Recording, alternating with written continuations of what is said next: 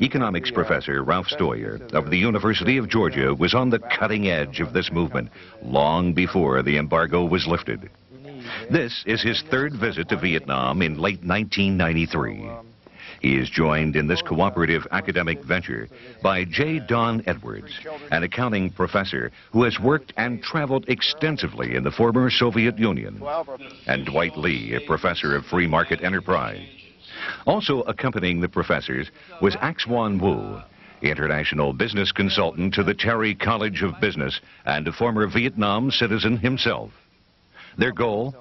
To help Ho Chi Minh City University of Technology establish Vietnam's first graduate program in business management. On each visit, Dr. Steuer has taught at Ho Chi Minh City University and worked with its administrators to westernize curriculum. His third trip comes only 8 months after his second. Changes, he notes, are coming remarkably fast. You can see a lot more construction. There's not a lot of construction, but you can see things are being refurbished, and there are certain types of shops you wouldn't have seen even 8 months ago. I saw back there a boutique where you had very expensive, probably designer dresses, and then there was a modern computer store with the latest equipment in it.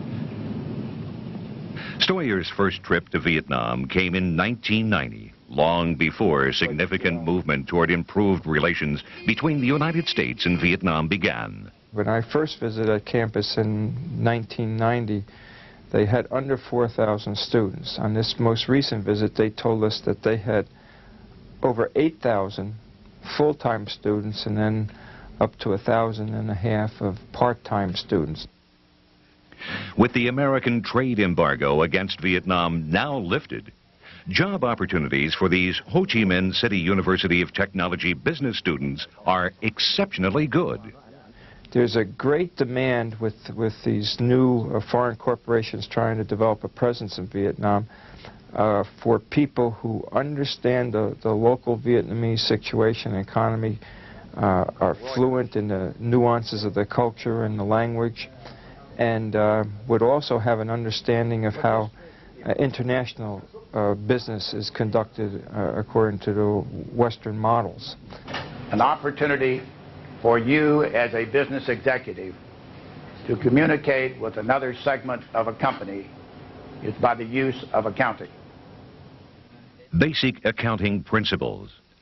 Under the planned system of communism, Western business concerns, such as productivity levels, cost efficiency, and employee relations, were seldom, if ever, considered.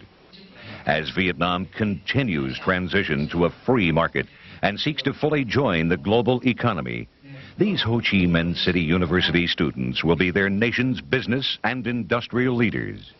The relationship between the ownership of our assets provided by, if you like, the creditors and the owners will vary depending upon industry and the risk, the financial risk that exists in that industry.